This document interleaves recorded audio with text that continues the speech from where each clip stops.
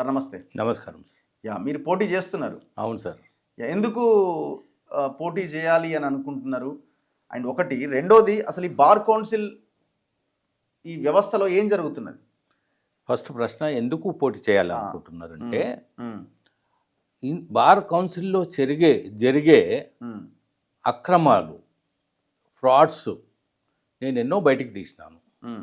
ఆ బయటికి తీసిన దాంట్లో నన్ను తొక్కిపెట్టేశారు.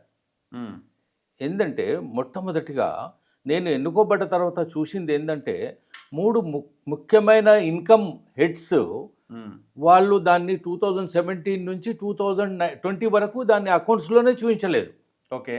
నేను ఇమ్మీడియట్గా ఏం చేసినానంటే, ఏంది ఇది అకౌంట్స్లో చూపించి, నేను ఒక సొసైటీ నడిపించినాను, అందులో నాకు ఎక్స్పీరియన్స్ ఉంది, అకౌంట్స్ ఎక్స్పీరియన్స్. ఏది ఇన్కమ్ రాగానే అది లెడ్జర్లో రావాలి, అది అకౌంట్స్లో పోవాలి. ఓకే. నేను ఒక లెటర్ అడ్రస్ చేసినాను సెక్రటరీ గారికి. ఏమని, ఇవన్నీ ఇన్కమ్ అండ్ ఎక్స్పెండిచర్లో లేదు, బ్యాలెన్స్ షీట్లో లేదు, ఏంటని అడిగినాను. 40 రోజుల తర్వాత వారు ఏం జవాబు ఇస్తారంటే, దానికి సంబంధం లేని జవాబు ఇచ్చారు. ఓకే. నేను ఇమ్మీడియట్గా అది కోట్ల రూపాయలు అమౌంట్స్ అనమాట. నేను ఇమ్మీడియట్గా ఏం చేశాను, చైర్మన్ గారికి లెటర్ ఇచ్చాను. చైర్మన్ గారు, ఇది వెరిఫికేషన్ అమౌంట్ అబౌట్ 2.2 crores అది లేదు, గ్యాప్ అమౌంట్ ఒక 5-6 కోట్లు లేదు, COP certificate of practice amount ఒక 1 కోటి రూపాయల వరకు అకౌంట్లో చూపించలేదు, మీరు దాన్ని ఫస్ట్ ఎజెండాగా పెట్టండి అని రిక్వెస్ట్ చేశాను. అతను ఏం చేస్తాడు, ఆ మీటింగ్లో పెట్టకుండా, నేను అడిగాను, సార్ మీరు ఎందుకు పెట్టలేదంటే, మీరు ఇయ్యడమే నీ బాధ్యత, పెట్టాలని పెట్టద్దో నా బాధ్యత అని చెప్పాడు. ఓకే. అక్కడ నేను కూడా, నాకు సపోర్ట్ ఎక్కడ దొరకలే. ఓకే. ఇమ్మీడియట్గా నేనేం చేసినాను, ఒక ప్రెస్ మీట్ పెట్టేశాను.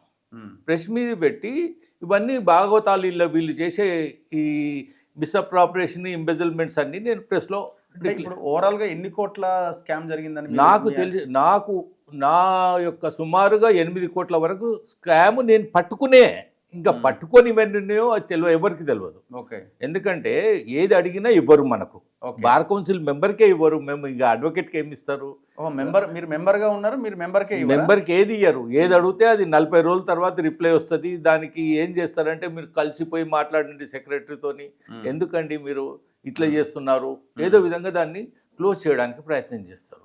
ప్రెస్లో పోయిన తర్వాత తెలిసింది ఏంటంటే, 1 week బిఫోర్ ప్రెస్ మీట్ వాళ్ళు 88 లక్షలు ఒకటే రోజు డిపాజిట్ చేశారు. 88 lakhs వన్ డే. ఎక్కడి నుంచి వచ్చిన డబ్బులు అవి?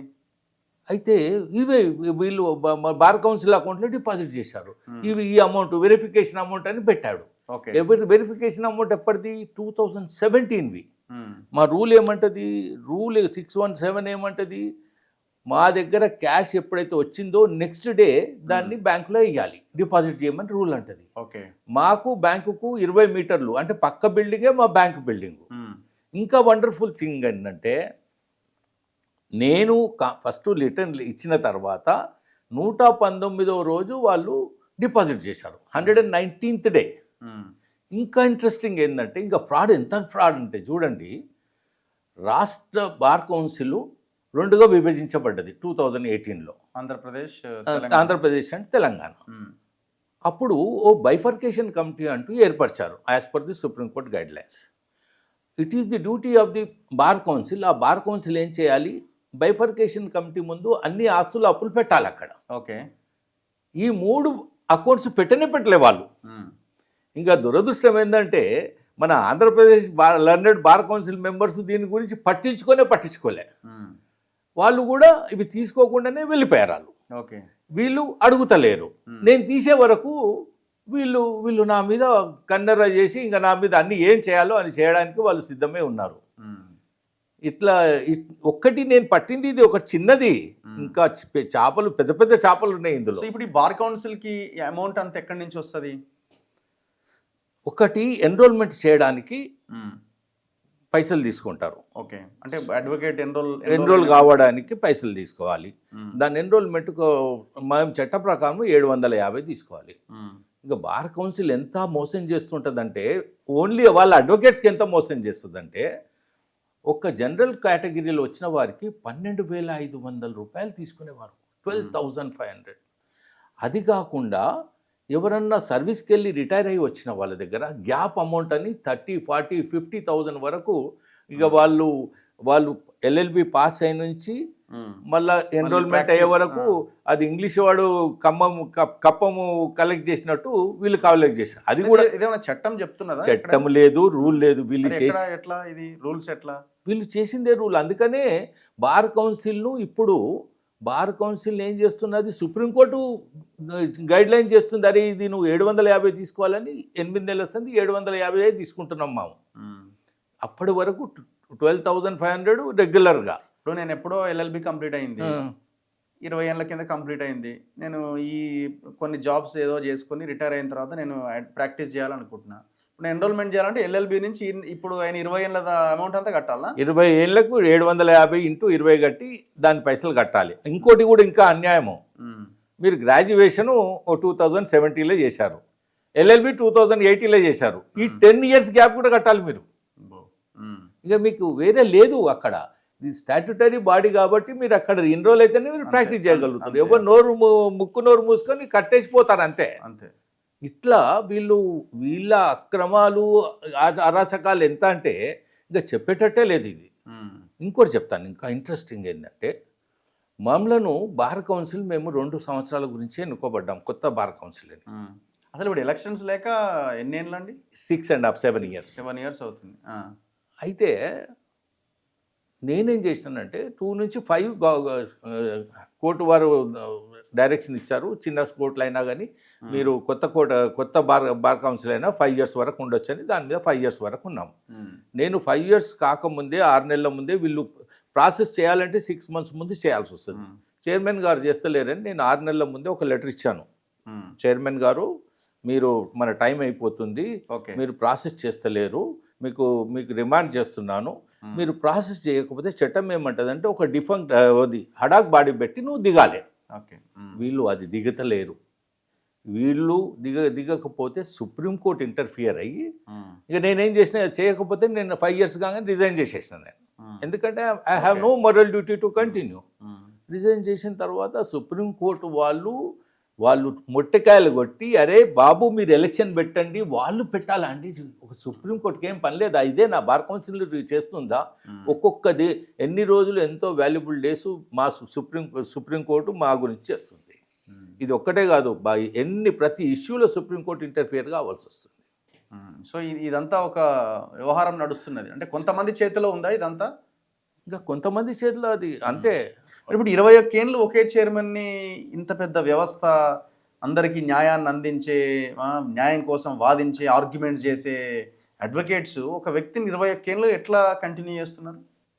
ఇంకో మాట చెప్పాలంటే ఒక సిండికేట్ రూల్ చేస్తుంది మన బార్ కౌన్సిల్ను. ఎలా అంటే ఇప్పుడు ఒక 10 నుంచి 12 మంది 25 మందిలో 20 ఏళ్ళ నుంచి 25 ఏళ్ళ సంది బార్ కౌన్సిల్ మెంబర్గా ఉన్నారు. ఎంతమంది?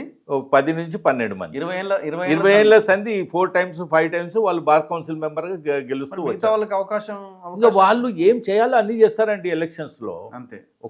ఒక్కటి కూడా అంటర్ను కాకుండా ఓటర్ను ఎట్లా వాళ్ళు ప్లీజ్ చేయాలో, వాళ్ళకి ఏ ఓటర్కి ఏం కావాలో ఆ 2-3 months వాళ్ళు చేసేసుకుంటారు వాళ్ళు. అంతే. ఇక వాడు ఓటరు అదే స్వర్గం అనుకొని అతనికి ఓటేస్తాడు.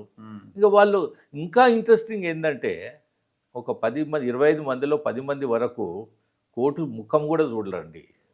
అసలు కోర్టుకే రారు. వాళ్ళ పనే ప్రాక్టీస్ లేదు వాళ్ళకు. ఇప్పుడు బార్ కౌన్సిల్ మెంబర్ అంటే ఆయన అందులోనే ఉండి అక్కడ ఉండాలి, మా కష్టాలను తెలుసుకోవాలి, ఇవన్నీ తెలుసుకొని వాళ్ళు రిప్రజెంట్ చేయాలి. ఇది ఏం మా ఎయిమ్స్ అండ్ ఆబ్జెక్ట్స్ 3 ఉన్నాయండి. ఫస్ట్ బేసిక్ ఎయిమ్స్, ఒకటి ఎన్రోల్మెంటు, బార్ కౌన్సిల్లో డిసిప్లిన్, 3వది వెల్ఫేర్. వీళ్ళు వెల్ఫేర్ అనే మాట ఇంతవరకు లేనే లేదు.